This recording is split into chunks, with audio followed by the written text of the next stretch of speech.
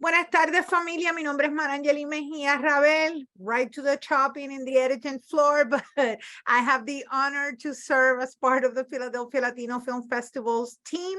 And today we are engaging in conversation with two of the filmmakers from our 2023 cohort. And the idea is to continue to build community and also to hear about their process and share that with audiences and other practitioners. So we have 3 questions for our team today.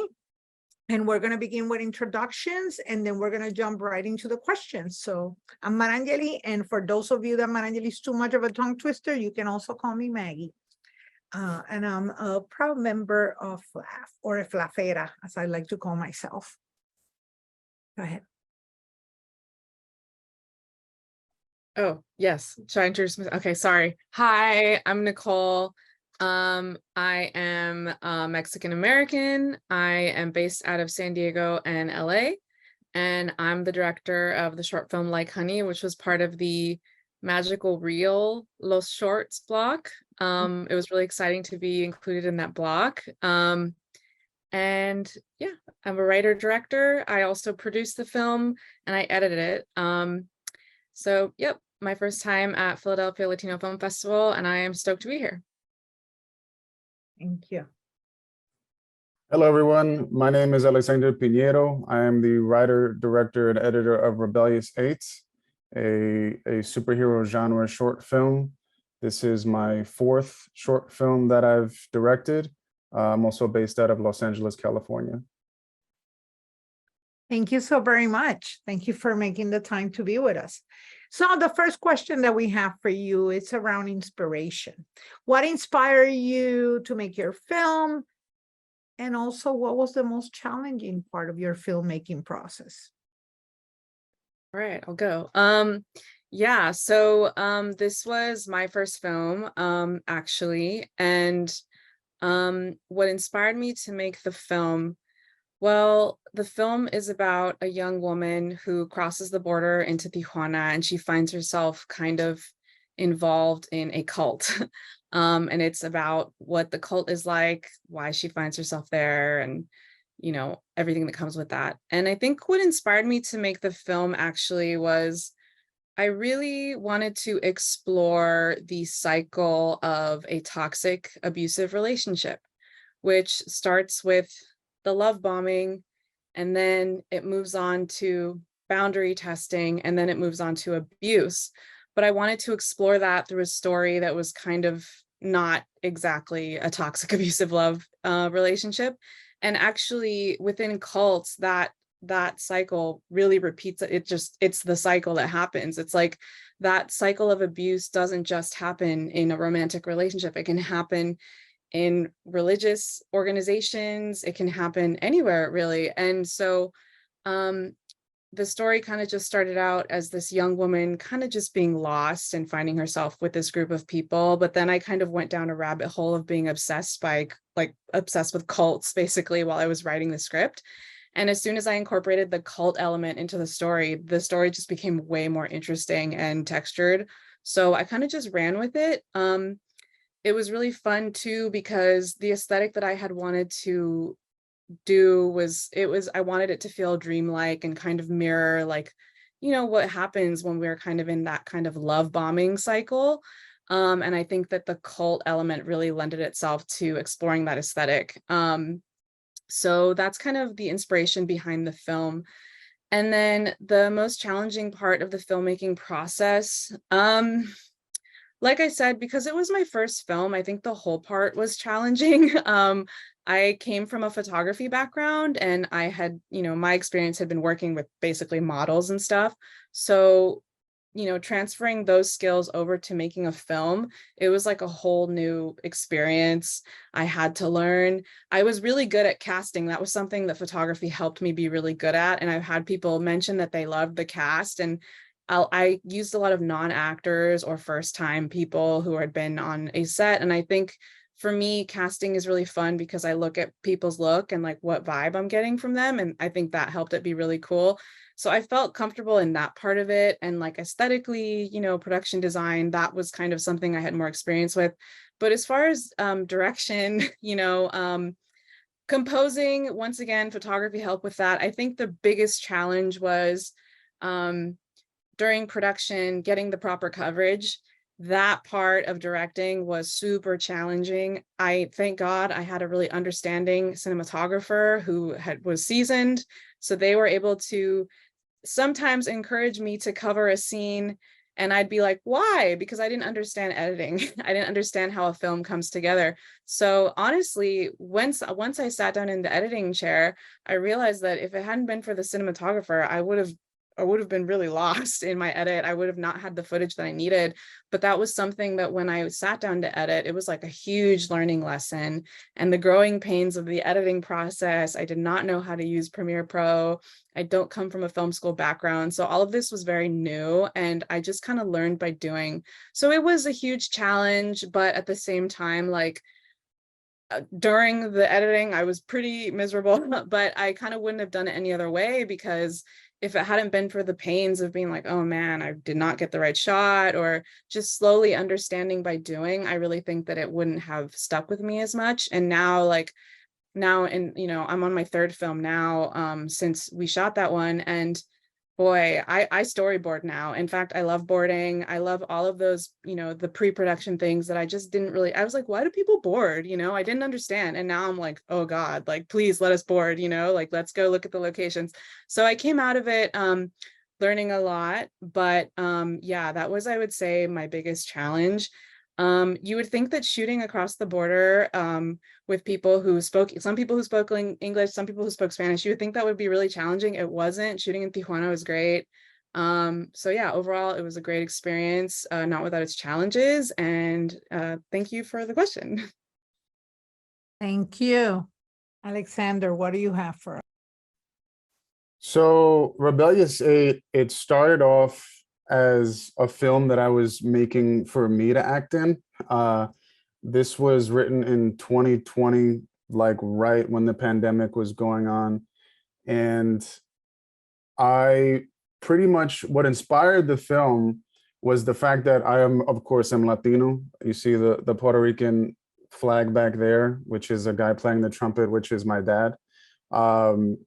They pretty much passed the culture down to me, you know, as a Latino American. And the area that I was in, that I lived in, we didn't get a lot of Latino, you know, exposure. So all of that, including the culture and the language, all that was passed down from what my parents told me, and, you know, their love for the culture as well. So this film was born out of the necessity for myself to see more Latinos on screen that didn't have stereotypes attached to it. There was no ulterior motive involved. The film is basically about a broken family that's with superpowers who happen to be Latino, who try to get their business off the ground, but it's failing because of COVID. And I think that I just wanted to see Latino actors and Latinas shine in a spotlight that didn't have anything else attached to it. You know, no stigmas, no stereotypes. And I had probably 80% of the actors that I had in here were people that I worked with previously, who I knew that they can do the job right and that they were just very talented, you know, and they've only had a couple of films under their belts. So I've directed a few short films, genre films. I've done an Italian mobster film. So this is like a superhero film. It's very genre based. But yeah, I think right now we're in a place where there's a lot more Latinos and heavy American mainstream. You know, you have Anthony Ramos in the Transformers franchise now, and Justina Macao in the Horror of Dolores Roach on Amazon Prime. You see a lot more heavy representation. And I did this 3 years ago when it was, I was really just stuck in COVID and just was tired of seeing, you know, especially for me as an actor, that's my main bread and butter is acting. So I would get a cast in a lot of, you know, gangster roles, a lot of thug roles, a lot of things that, you know, you can't really express your range in emotion and, you know, in talent and skill, because it's just this very one-dimensional, two-dimensional characters that they have you play. and there's no growth, there's no character arc, there's no writer's journey or anything, hero's journey or anything like that. So it's a short film, but packed within it, what I wanted to show was a lot of family, a lot of growth and rebellion, and all these themes pretty much reflect what's happening in today's society, especially with the the Writers Guild and now the Coming Actors Guild. The most challenging thing for the process was filming it during COVID. We filmed it in January of 2021, and we followed all the regulations. Everybody had masks on set. Everybody was at distance. And I think that there was also people who was very worried about that. Everybody has a different gauge of safety. Some people are like, I don't care. And then some people are like, get a measuring tape and they put it in between you and say, you're not 6 feet away from me. So it was getting in between takes and having everybody just separated, and then mask on, mask off. When it's not a large budget Hollywood production, it's much more difficult when you don't have production coordinators or a second AD or a COVID, safety officer. It's all things that are, you have to manage as an independent company, as a singular person. So that was very difficult because we wanted to get off the ground during COVID so we can get it out as soon as now, which is like a prime time for Latino stories to be told and shared with everyone. Thank you so much for that. And la valentía, no? The fact that you were really courageous to do this in the earlier part, as you said, the diversity of perceptions, right? Because it was the earlier part. So we were all, there was a learning curve for all of us, and we were in different spaces still to this day, and how that impacts then the day-to-day and a production where you need people to be focused individually, but also collectively to come together and put this. So congrats, and thank you so much for doing that and for sharing your experience. So the second question kind of connects in the way that it's centered around collaboration. So how has collaboration impacted your filmmaking process and practice? And we can follow the same order. Go ahead. Cool. Thank you. Great question. So collaboration.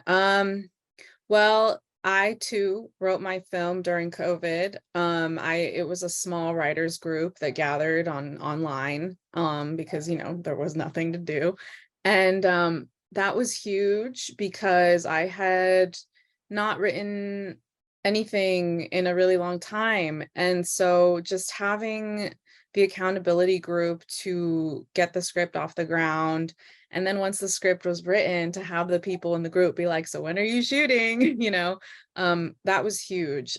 Just having the accountability of my community.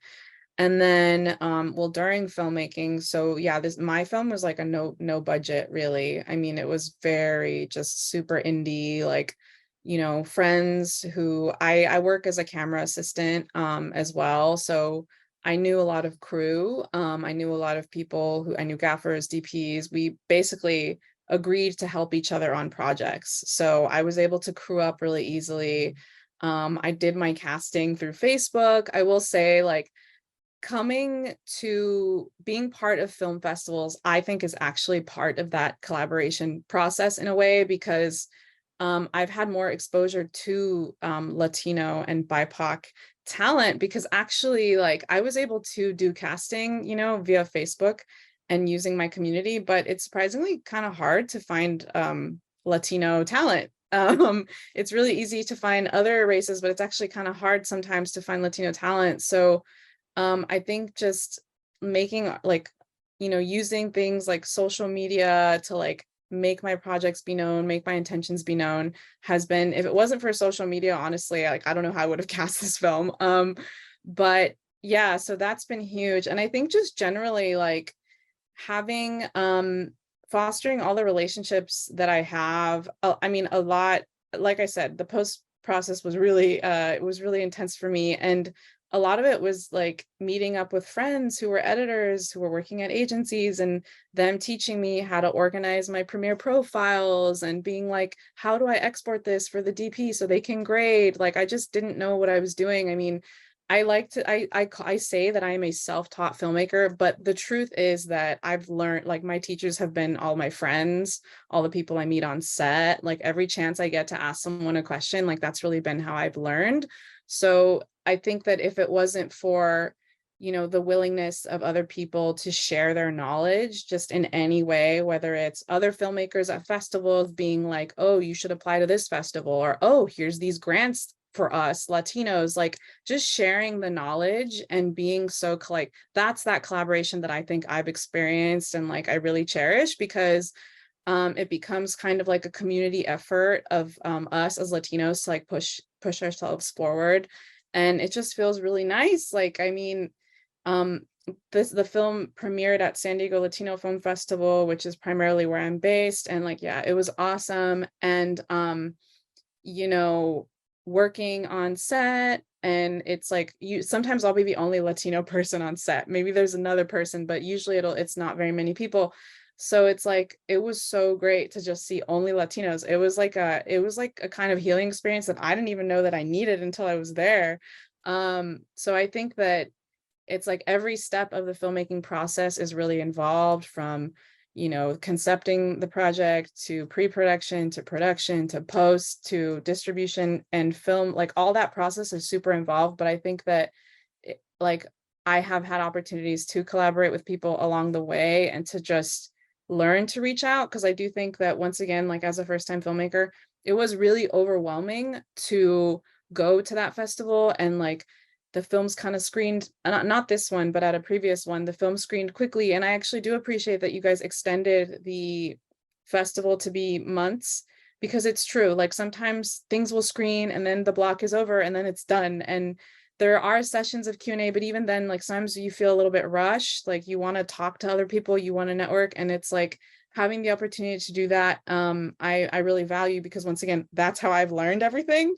So the more that there are opportunities like that, like, the better it is. So yeah, it's been huge to have opportunities to collaborate and really just meet people.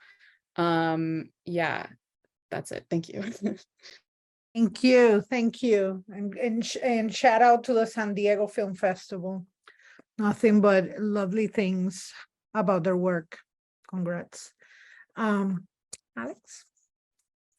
So whenever I collaborate on projects, I guess, let me preface with everything that I do creatively, I have people, I like to surround myself with people who are better than me in one avenue.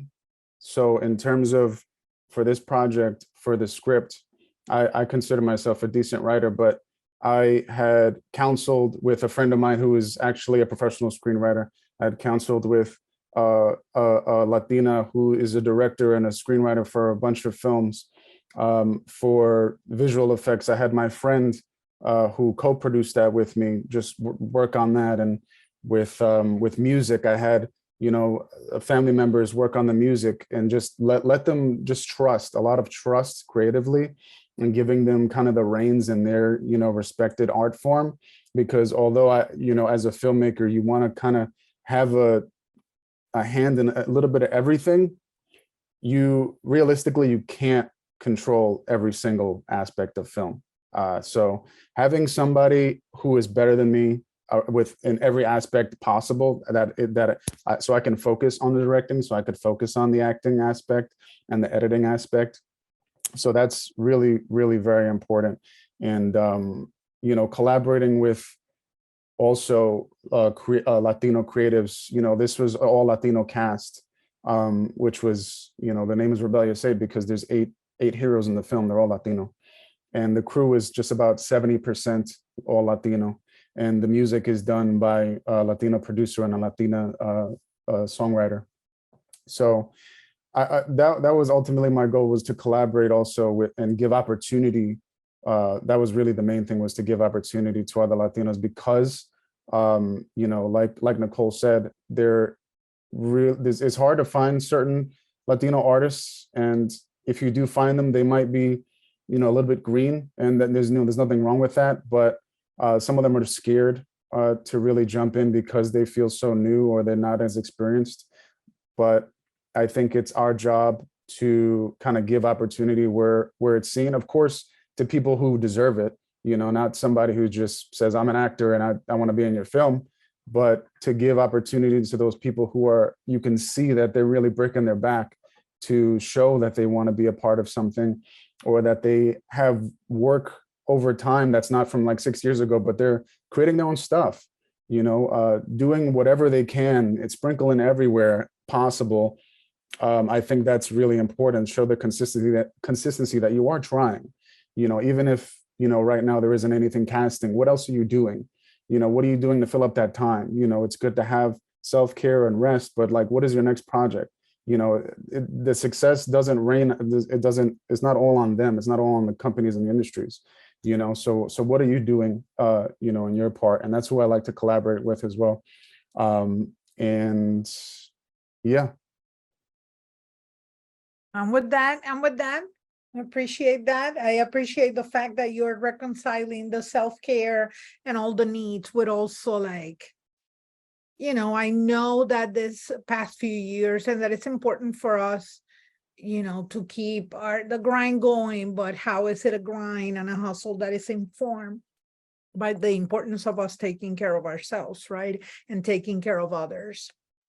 But I would say, you know, I learned it de muy temprana edad, como es que decimos, la brega never stops. You're always, you know, in it, pero de una manera where you're also part of the equation of, I think the self-care has to be a consideration in terms of how do we bring our best selves to what we do, right?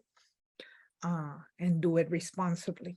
Yep. Thank you so much for sharing. Our last question for you, it's more connected to audience engagement. How do you hope audiences will react to your film? Yeah, I love this question. Well, firstly, I think once again, my inspiration behind this film was really wanting to shed light on that cycle of abuse and how it can, you know, it goes from the love bombing, oh, we love you, please come, yes, yes, and how it goes from testing boundaries to abuse, and the cycle repeats itself. It can be present in cults, in religious organizations, political ones, work environments, romantic relationships.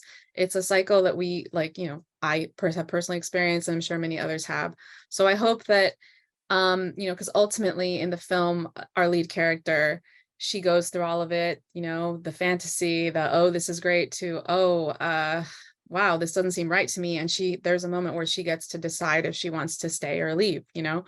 And so I just really wanted to show that ultimately, like, that sense of personal autonomy, that intuition, we all have it. We all have the ability to question our surroundings and to question what we feel about something. And it doesn't matter if people are saying that it's good or blah, blah, blah. It's like, what matters is what we choose to do. So first of all, I hope that audiences were able to kind of get a sense of that and maybe be empowered by seeing that in a female character. I mean, I'm really passionate about women in film, and so just that story is really near and dear to my heart. So I hope that people were able to kind of, you know, get something from that, something positive. And then I you know, similarly to Alex, like, it was important to me to cast Latino, like, you know, only Latino actors on both sides of the border. I grew up in Tijuana, but I was born in LA. So I'm both, you know, like they say, ni de aquí, ni de allá. Like, I'm from both, you know, literally. I used to cross the border to go to school. I used to cross back. My dad still lives there. So being kind of transnational or binational is a big part of my identity. And it's one that's a little bit strange to navigate. But with this film, I really wanted it to be collaborative, because actually growing up in Tijuana, there's a big, vibrant creative community in Tijuana. So I wanted to have our lead talent, Vanya, is a Mexican American from San Diego, and the cult members, a lot of them are from Tijuana. And I also had some come from the US. So to me, that mixing was super important, showing that Tijuana, even though it might have this, you know, reputation of being a dangerous border town where people cross, you know, all sorts of things, which quite honestly, some of it is true. However, there is more to that city than just violence. And, you know, there is more to Mexico than just pain, suffering, you know, drugs. Like there's more. And this story is about, you know, another side of that. So that was also really important to me, to be able to just explore an aesthetic that I find interesting, casting Latino actors, but being about a different kind of story, and just showcasing these themes that I found really interesting. So I hope that audiences appreciate that, maybe think, oh, wow, okay, cool. I didn't like far out. Like, I wonder what else is going on in the Mexican art scene or in other cities in Mexico. So yeah, I think, yeah, just broadening, you know, I hope the audience is able to kind of broaden their outlook on Mexico and appreciate a different aesthetic perspective. Esta conversación, sin irme muy profundamente ahí, es como para darle la oportunidad a Alex, pero esta conversación de que esto no es todo lo que conocemos, eso pasa, especialmente I think that now with all the means that we have and all the sources of information, we have deconstructed that it only happens in the spaces and it only happens with these communities. There are issues that are impacting and that there's more to each location and each neighborhood than what, you know, meets the eye. And I think en este momento es muy importante, siempre lo ha sido, pero ahora mismo con todo lo que está pasando culturalmente y socioeconómicamente, super important for us to share our stories. But thank you so much for that. Alex? My goal is for audiences just to connect with the film. Ultimately, if they leave feeling good, feeling inspired, and that they love the characters, then, I mean, I did what I set out to do. You know, I wanted to do this film, like I said, to give opportunity to Latinos, but also to tell a story that's a human story, because it has a lot of rebellion, a lot of transformation and growth and battling stereotypes. So I wanted them to be human first, but happen to be of a Latino background. You know, so I do just like people to just watch it, feel good about it, and be inspired to tell their own stories, you know, because to see yourself or someone who looks like you on screen is very important in terms of representation, because it also inspires you to the fact that these possibilities also apply to you. You know, you're not just watching other people do things and be like, that was amazing. But you watch something and you say, that was amazing. I can do that because that girl, that boy looks like me. And of course, this is on a much smaller scale, but nevertheless, that is my goal when I made this film and when I want to make future films as well. And as an actor, to kind of inspire, motivate for people to see it and try to do their own thing with it. You know, it was very important to me growing up to see musicians that are of my background or athletes, baseball players. You know, right now we're in a plethora of you know, Latinos in the arts, which is a beautiful thing. You know, it's a long time overdue. I feel like we've been sprinkled over, you know, the past 2 decades and little things here and there, but now it's kind of like an explosion. And I think it's beautiful, but ultimately, I would like people to just, yeah, be inspired, feel good, and love the characters. I'd say thank you so much for that. Is there anything that you would like to add to any of your responses, or anything that you would like to add in general that you will want us to incorporate in the recording of the session? I guess if people want to know more about the film, they can check out the website, www.likehoneyfilm.com. There's links to trailers, information. The film, I'm still awaiting some festival stuff, so hopefully the film will continue to show and be shared. For anyone who would like to collaborate with me, please feel free to reach out. my website is NicoleValencia.com. You can find all of my information there. I'm always looking for new talent or new collaborators. I wanted to get Alexander's talent information as well, because yeah, we should connect. But yes, let's link up basically, and let's make stuff. You can follow future developments from my production company, Ascending Films, in terms of Rebellious 8 behind the scenes, but also our next film that we're developing, which will likely be a feature film. But other than that, I would like for people to just get involved with the conversations that are happening now in terms of, you know, the strikes that are happening, the technological advancements. I know a lot of people think that things will kind of fix themselves.